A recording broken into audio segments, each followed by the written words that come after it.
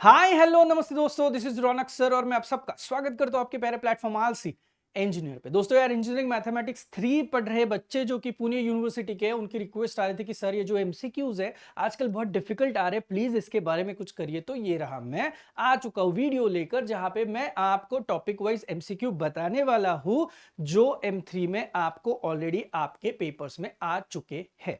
अब आप देख सकते हो आज जो मैं टॉपिक शुरू करने जा रहा हूं उसका नाम है न्यूमेरिकल मेथड्स, जहां पे हम लोग फाइनाइट डिफरेंस मेथड, न्यूटन का इंटरपोलेशन, लैग्रेंजेस का interpolation, trapezoidal, Simpson's rule, Euler's, modified Euler's, Runge Kutta, ये सब कुछ सीखने वाले हैं। नाम तो आप लोगों ने ये सारे सुने होंगे क्योंकि ये है कंप्यूटर आईटी, ईएनटीसी, एआईडीएस और एआईएमएल के सिलेबस में। तो भाई साहब, अब जबकि हम लोग एमसीक्यू सॉल्व करते हैं तो वो किस हिसाब से करते हैं, तो भाई साहब पहले तो कॉन्सेप्ट क्लियर होनी चाहिए और सेकेंड मोस्ट इंपॉर्टेंट चीज, आपको अगर मैथमेटिक्स है तो फॉर्मूलेस पता होने चाहिए। अब ये दोनों चीजें कब होगी, मुझे पता है आप लोगों ने ऐप पे जाके कोर्स खरीदा हुआ है और ऑलरेडी आपने ये टॉपिक पढ़ा हुआ है और उसके बाद ही आप ये एमसीक्यूज देख रहे हो। तो भाई साहब मैं थोड़ा सा एजम्पशंस में यहाँ पे जाऊंगा कि आपको कुछ फॉर्मूलेस पता है, क्योंकि हम लोगों के पास समय कम होता है। एक और सवाल जो बच्चे पूछते कि क्या सर एमसीक्यू के आंसर्स डायरेक्ट लिखने हैं अगर एग्जाम में आते हैं, तो मैं बता रहा हूं पुणे यूनिवर्सिटी के पेपर्स में जितने सारे एमसीक्यूज आते हैं उसके आपने डायरेक्ट ABCD जो भी ऑप्शंस रहते हैं 1 2 3 4 अगर डायरेक्ट लिखे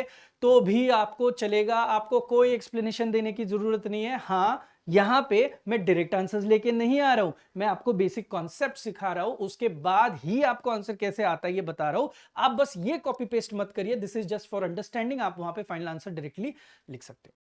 15 साल से इंजीनियरिंग पढ़ा रहा हूं, हर एक चीज से वाकिफ हूं। क्या पढ़ना है, कितना पढ़ना है, कैसे पढ़ना है और क्यों पढ़ना है, सब कुछ।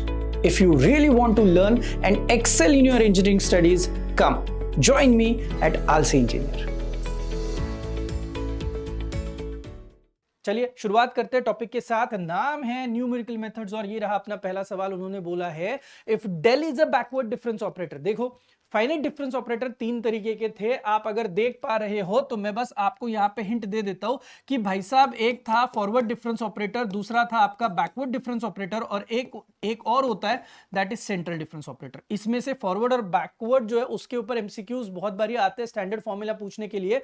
तो देखो भाई, फॉरवर्ड डिफरेंस ऑपरेटर का स्टैंडर्ड फॉर्मूला है, सिंबॉलिक रिप्रेजेंटेशन है डेल्टा। डेल्टा एफएक्स क्या करता है, फॉरवर्ड मतलब आगे जाता है और पीछे वाले के साथ डिफरेंस ले लेता है ना।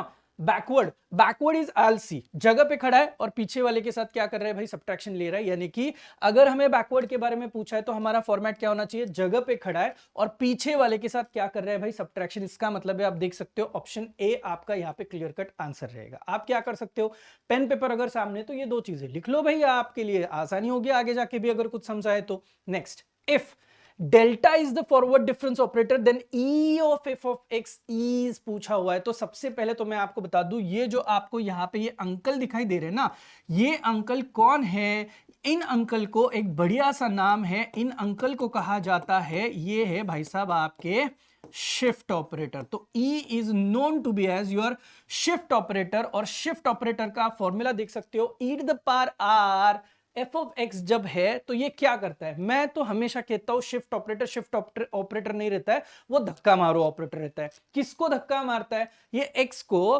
पुश करता है, यानी कि एक्स को एक पोजीशन ही उसकी आगे लेके जाता है और वो एच के टर्म्स में लेके जाता है। फॉर एग्जांपल ई के पावर में कौन है यहाँ पे, आर, तो वो कितने से आगे लेके जाएगा, आर एच से आगे जाएगा। अगर ई के पावर में यू होता तो यू एच से आगे लेके जाता, ई के पावर में 2 होता तो 2h से आगे लेके जाता।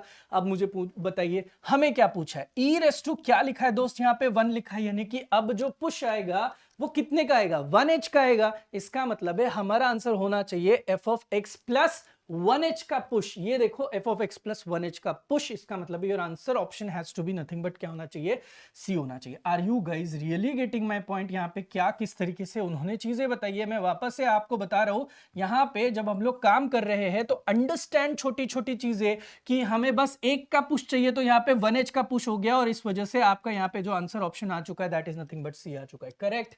Next number 3, inverse shifting operator. अभी अभी शिफ्टिंग ऑपरेटर ई के बारे में अपन ने बात करी थी और उन्होंने इनवर्स शिफ्टिंग ऑपरेटर का रिलेशनशिप पूछा हुआ है और साथ में देखो ये जो सिंबल दिखाई दे रहा है वैसे तो डेल्टा बोला जाता है, लेकिन मैंने मेरे कोर्स में इसको डी बोला है, सेंट्रल डिफरेंस ऑपरेटर है ये, और ये जो आपको दिखाई दे रहा है del, this is nothing but backward difference operator. अब बोलोगे सर जी हमें कौन सा फॉर्मूला यूज करना है यहाँ पे, तो भाई साहब जो लिस्ट ऑफ फॉर्मूला जो आपको एमसीक्यूज के लिए याद रखनी है वो मैंने ऑलरेडी यहाँ पे लिखा हुआ है, देख लो। E इज इक्वल टू हमेशा 1 प्लस डेल्टा, यानी कि फॉरवर्ड डिफरेंस होता है। E inverse, inverse shifting operator is equal to 1 minus क्या होता है आपका डेल होता है। तो वैसे तो आंसर ऑलरेडी आ चुका है, E inverse is equal to 1 minus del. इसका मतलब है कि आपका आंसर ऑप्शन इस केस में क्या रहेगा, डी रहेगा। अब एक और सवाल, सर एग्जाम में अगर ऐसा सम आते हुए अलग आया तो भाई जितने रिक्वायर्ड फॉर्मूलेज मैंने यहाँ पे ऑलरेडी आपको दिए हुए, ताकि आपको अगर बाई चांस एग्जाम में सम आए अलग कुछ पूछा जाए तो इन रेफरेंसेस को लेके आप आगे बढ़ सकते हो। देखो शिफ्ट ऑपरेटर और backward operator, shift operator, inverse shift operator और फॉरवर्ड, इस तरीके से आप सेंट्रल ऑपरेटर को भी लिख सकते हो। तो शायद आगे जाके पता नहीं यार एमसीक्यूज में ये सवाल भी आपको आ सकते हैं, तो ये फॉर्मूलाज बस आपके साथ जरूर रखना। चलिए next sum number 4। F of x is equal to कितना दिया है भाई, एक्स स्क्वायर दिया हुआ है, एच इज इक्वल टू दिया हुआ है 1, और पूछा क्या है, delta del f of x is given by. अब मुझे बताइए डेल्टा डेल अगर पूछा है तो हमें इसको स्टेप बाय स्टेप सॉल्व करना पड़ेगा। मीनवाइल अभी अभी थोड़ी देर पहले मैंने आपको डेल्टा और डेल दोनों के बारे में सिखाया, तो मैं बताता हूं स्टेप बाय स्टेप कैसे जाते हैं। सबसे पहले तो जो दिया है वो f of x is equal to x square लिख दिया। पहले इनमें आप इसको सेग्रीगेट करो, यानी कि पहला सेक्शन जो आप करोगे वो सेक्शन आप करोगे del of f of x को ऑपरेट करोगे। बताइए मुझे del of f of x को अगर आपने ऑपरेट करा तो वो कैसे दिखाई देता है। Del of f of x is equal to जगह पे बैकवर्ड ऑपरेटर है, जगह पे खड़ा रहता है और पीछे वाले के साथ क्या करता है भाई, सब्ट्रैक्शन लेता है। पीछे वाला मतलब माइनस एच। बताइए एच की वैल्यू दी है तो मैंने यहां पे लिखा f of x minus f of x minus 1। As soon as I write this मेरे भाई मुझे बताइए एफ ऑफ एक्स की जगह पे मैंने चुपचाप एक्स स्क्वायर लिखना है। एफ ऑफ कौन है, एक्स माइनस 1, यानी कि एक्स को हटाओ और उसकी जगह पे एक्स माइनस 1 डालो तो एक्स माइनस 1 ब्रैकेट का स्क्वायर आएगा। सो एक्स स्क्वायर और यहाँ पे एक्स माइनस 1 का ब्रैकेट का स्क्वायर सिंप्लीफाई किया, ये माइनस भी ब्रैकेट स्क्वायर के हिसाब से तो कट जाता है और आपको जो आंसर मिलता है that comes out to be 2x minus 1। आप बोलोगे सर ऑप्शन में नहीं दिखाई दे रहा है, ये पूछा ही नहीं है आपको। इस del of f of x के साथ आगे दिया हुआ है डेल्टा, इसका मतलब है अब इसके ऊपर फॉरवर्ड डिफरेंस ऑपरेटर अप्लाई होने वाला है, यानी कि डेल्टा ऑपरेट होने वाला है। डेल्टा क्या करता है, आगे बढ़ता है, f of x plus H करता है, माइनस एफ ऑफ एक्स करता है। अब सच्ची में बताओ h की वैल्यू तो 1 है, तो ये डेल ऑफ क्या हो गया आपका f of x plus 1 minus del of क्या हो गया एफ ऑफ एक्स। बताइए इसी जगह पे x को रिप्लेस करना है बाय एक्स प्लस 1 और एक फंक्शन बनाना है, इसी जगह पे x को रिप्लेस करना है और सिर्फ x डालना है, बिकॉज यहां पे x के बारे में बोला है। अब इनका जब आप ध्यान से सब्ट्रैक्शन करोगे, देखो दोस्तों बीच में माइनस साइन है, तो it is very important that you understand किस तरीके से सब्ट्रैक्शन होता है। सब कुछ खत्म होकर यहां पे मुझे एक आंसर मिलता है, आंसर इज नथिंग बट 2, जो कि आपका आई थिंक यहां पे ऑप्शन सी है। आई एम श्योर आपको ये समझ में आया होगा। इसके लिए फाइनाइट डिफरेंस ऑपरेटर का बेसिक एनालॉजी जो है वो आपको पता होना जरूरी था। Is that clear to you? Next Lagrange's polynomial. अब ये लैग्रेंजेस है क्या, तो लैग्रेंजेस है इंटरपोलेशन, उसके पॉलिनोमियल्स होते हैं L0 L1 L2 करके। आपको हमेशा x और y दिया जाता है, ये देखो आपको x और y यहाँ पे दिया गया और आपको बोला है लैग्रेंजेस का पॉलिनोमियल निकालो, यानी कि इक्वेशन निकालो y is equal to something something. मुझे पर्सनली ये बहुत अच्छे लगते हैं, एक रीजन बताता हूं मैं आपको। देखो आपको x और y की वैल्यू ऑलरेडी दी है और आपको यहाँ पे x और y का रिलेशनशिप दिया है, तो आपको करना क्या है भाई, सिंपल चीज, कोई भी x की वैल्यू उठाओ और यहां पे पटक दो। जैसे कि इफ आई पुट x का वैल्यू 0 तो यहां 0 y की वैल्यू 4, यहां पे y की वैल्यू कितनी आ रही 4। नेक्स्ट 0 0 y की वैल्यू 4, 0 0 y की वैल्यू 4। इसका मतलब है कि अभी फिलहाल 0 डालने के बाद सारे के सारे जो इक्वेशन है y के वो हमें क्या दे रहे हैं भाई, 4 आंसर जरूर दे रहे हैं, कोई कट नहीं रहा है, ऑप्शंस कम नहीं हो रहे। नेक्स्ट सर नहीं हम लोग 1 डाल के देखेंगे, तो आप x की जगह पे 1 डाल के देखना। x की जगह पे जब आप 1 डाल के देखोगे तो इसमें से कुछ ऑप्शंस आपके धीरे धीरे वर्क होना शुरू हो जाएंगे और कुछ कुछ ऑप्शंस आपके ऑटोमेटिकली कट हो जाएंगे। इसका मतलब है you will start getting answers after this. और मेरा हमेशा एक सजेशन रहता है, जब ये वैल्यू पुटिंग वाले सम्स रहते हैं डायरेक्टली, आप हमेशा पीछे से शुरू करो, क्योंकि मोस्टली शुरू के जो ऑप्शंस रहते हैं वो फाइनल आंसर्स कभी नहीं होते। ये मेरा मानना है, ये मेरा एनालॉजी। आप आपके हिसाब से जाइए, आप पीछे से भी जाओगे तो आप एक एक वैल्यू चेक करते जाओगे तो यू विल अंडरस्टैंड दिस। अभी फिलहाल यहाँ पे आंसर ऑप्शन जो आ रहा है वो आ रहा है आंसर ऑप्शन सी। मैं वापस बता रहा हूं, एक्स की सारी वैल्यू के लिए वाई की जो वैल्यू आ रही है वो इसमें से जो भी इक्वेशन सेटिस्फाई करती है दैट इज नथिंग बट आपका लैग्रेंजियस पॉलिनोमियल। अब बोलोगे कुछ भी सर, देख ले sum number 6, same copy paste, same तरीका है, आपको एक्स और वाई ऑलरेडी दिए हुए, आपको बस क्या करना है भाई साहब, इक्वेशंस के हिसाब से वैल्यू पुट करके सेम आंसर आता है या नहीं आता है इसको चेक करना है। आई एम श्योर आपको ये समझ में आ रहा है दोस्त। उसके बाद जाते हैं नेक्स्ट, लैग्रेंजियस पॉलिनोमियल पे ही एक और सवाल पूछा हुआ है, पासेस थ्रू एक्स और वाई दिया हुआ है दोस्त, एंड देन इंटीग्रेशन 0 से लेके 1 y dx। अब पॉलिनोमियल पूछा होता तो प्रीवियस दो सम्स में अपन ने देखा कैसा है, लेकिन यहाँ पे डायरेक्ट इंटीग्रेशन पूछा है, इसका मतलब है पहले पॉलिनोमियल निकालना जरूरी है मेरे भाई। अगर ऐसा कुछ करना है तो आपको क्या करना होता है, there is a formula for y is equal to, आपको भी पता है यहाँ पे बस दो ही वैल्यूज दिए, एक है y0 और एक y1, तो इसलिए यहाँ पे बन जाएगा L0 y0 plus L1 y1। तो अब आपको पता है y0 यहाँ पे ऑलरेडी गिवन है 1 और y1 गिवन है ऑलरेडी कितना है भाई 2, तो ये दो पता है। बचा सवाल L0 और L1 का। L0 कैसे निकलता है, तो x माइनस L0 निकालना है ना, तो x माइनस x1 कर लो और सेम x1 की वैल्यू यहां पे नीचे लिखो। भाई साहब मैंने ये ट्रिक ऑलरेडी बताई है जब मैंने लैग्रेंजे अपने ऐप पे पढ़ाया था, नहीं पता है तो आप याद रखना। जो लेना है L0 तो नॉट वाले वर्जन मत लो, 1 वाला वर्जन लिया 2 होगा तो 2 का भी ले लो, और यहां पे सेम चीज लिखो, बस x को रिप्लेस करो आपके x0 के साथ। सो x minus x1 upon x0 minus x1, इसका बता दो 1 है तो 0 लोगे, x माइनस 0 अपॉन यहां पे भी x0 होगा और यहां पे क्या हो जाएगा x1 माइनस x0 हो जाएगा। मेरे भाई ये सिर्फ दो वैल्यू होने की वजह से, अगर तीन वैल्यू होती तो यहां पे और एक मल्टीप्लिकेशन नीचे मल्टीप्लाई और डिवाइड होता। Are you guys getting my point? If not, ये लैग्रेंज का स्टैंडर्ड प्रोसेस है भाई जो फॉलो कर रहा हूं मैं। अब मुझे बताओ मुझे क्या क्या दिया है, मुझे यहां पे उन्होंने x1 x0 y0 y1 सारी वैल्यूज दी है, वैल्यू पुट अप करिए और मैंने इक्वेशन लाई y is equal to x plus 1। Equation के बारे में तो बोला ही नहीं था, y is equal to x plus 1 जब भी पूछा है तो मैं अब इंटीग्रेट करूंगा। आपको भी पता है x का इंटीग्रेशन बड़ा भाई बाय बड़ा भाई यानी कि x स्क्वायर बाय 2 आएगा और 1 का इंटीग्रेशन आएगा सिर्फ और सिर्फ x। तो अब जब आप अपर लिमिट लोअर लिमिट यहां पे सब्स्टिट्यूट करोगे तो अकॉर्डिंगली यू विल फाइंड कि आपको जो आंसर मिल रहा है दैट इज नथिंग बट आपका आंसर ऑप्शन बी।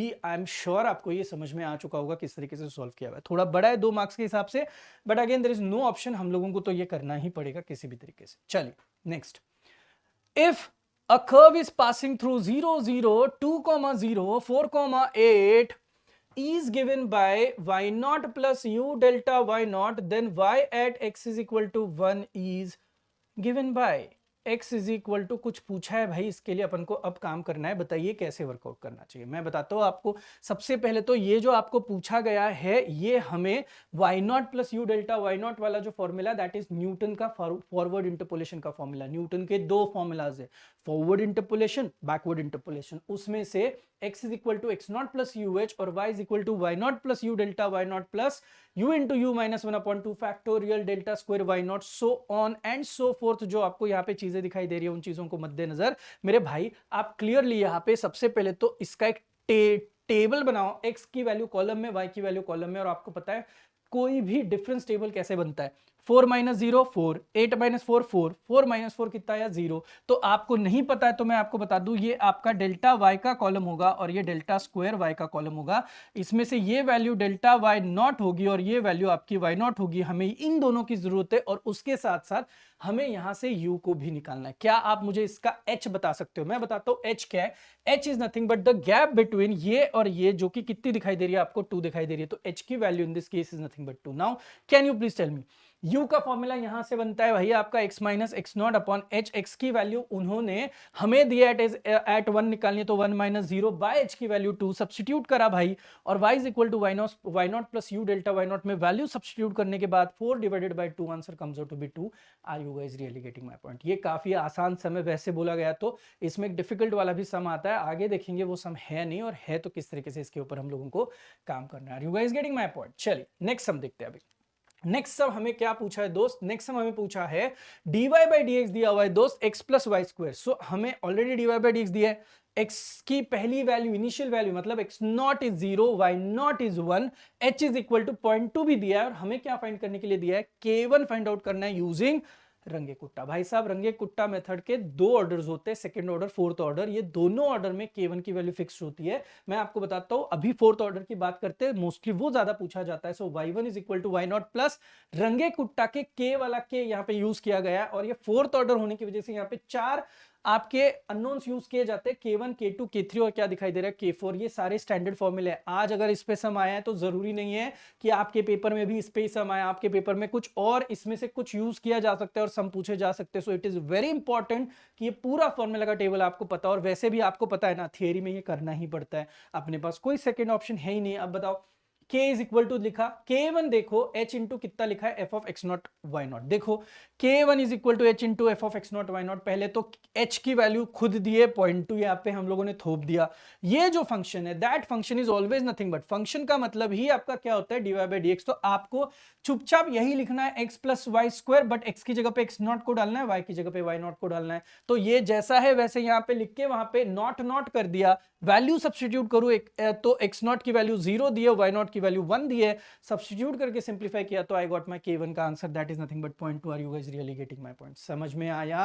अब सम नंबर 9 के बाद जाते हैं नेक्स्ट सम के लिए, sum number 10 which is nothing but I can consider this to be as a start sum. ये बहुत सारे बुक्स में इसके आंसर्स भी नहीं है, तो बताता हूं क्या करना है। डेल वाई थ्री, यानी कि ये बैकवर्ड वाला टेबल दिया है, del y three, del square y three, del cube y three दिया हुआ है, और हमें टेबल में एक्स और वाई की वैल्यूज भी दी है और पूछा है d y by d x find out करो। मेरे भाई सबसे पहली और इंपॉर्टेंट चीज, यहाँ पे न्यूटन के बैकवर्ड इंटरपोलेशन की बात हो रही है। क्यों? तो this is del given not delta. समझ में आया? सेकेंड चीज, सर वाई ही निकालने में अपनी हालत खराब होती है, इतना बड़ा फॉर्मूला बनता है, तो ये जो हम लोग वैल्यू डालेंगे तो कितनी हालत खराब हो जाएगी।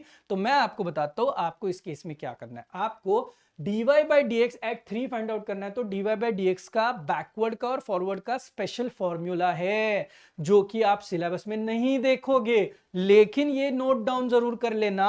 dy by d x is equal to 1 by h, और यहां पे ये आपका फॉर्मूला देखो, सेम चीज फॉरवर्ड के लिए भी होती है, बट बीच में यहां पे हमेशा क्या आएगी, alternate plus minus plus minus plus minus वाली साइन दिखाई देगी। तो मेरे भाई अभी फिलहाल 1 बाई एच यहां पे del y three plus 1 by two del square y three plus 1 by three del cube y three and so on and so forth. मैं यहां पे रुक रहा हूं, आप जल्दी से ये फॉर्मूला तब तक आपके नोटबुक में लिखो, ये स्टार्ट वाला फॉर्मूला है, रेगुलर सिलेबस में नहीं दिखाई देता है। अब चलो ना सर वैल्यू सब्स्टिट्यूट करते हैं। क्या आपको h दिया है भाई, h कहां से निकालोगे? देखो इनके बीच में गैप कितने की है, 1 की, तो h की वैल्यू तो 1 हो गई। डेल वाई थ्री दिया है, दिया है, डेल स्क्वायर वाई थ्री दिया है, दिया है, डेल क्यूब वाई थ्री दिया है, दिया है, बस मैंने वैल्यू सब्स्टिट्यूट करी। Once I put those value, if I simplify, I get my answer has to be minus 43 by 2, which is there in the option. Option B is nothing but आपका final answer. आप समझ रहे हो, ये थोड़े से tricky question है जो कि एग्जाम में आ चुके हैं। तो भाई मेरा ये मानना है अच्छे से प्रैक्टिस करके जाओ, आपके बेसिक कॉन्सेप्ट्स अगर आपके सही रहेंगे तो मुझे नहीं लगता है आपको कहीं सम सॉल्विंग में किसी तरीके की इशू, किसी तरीके का प्रॉब्लम आएगा, राइट? तो all set, that's all for numerical methods. और भी कुछ एमसीक्यूज जैसे जैसे अभी पेपर्स आगे बढ़ेंगे तो मेरे पास सेट आ जाएगा। तो आगे आगे देखते हैं नेक्स्ट सेमेस्टर में, नेक्स्ट टू नेक्स्ट सेमेस्टर में चीजें किस तरीके से अपडेट होती है। फिलहाल के लिए अच्छे से पढ़ाई करो, नोट डाउन कर लो, मिलते हैं नेक्स्ट वीडियो के लिए, तब तक के लिए थैंक यू सो मच।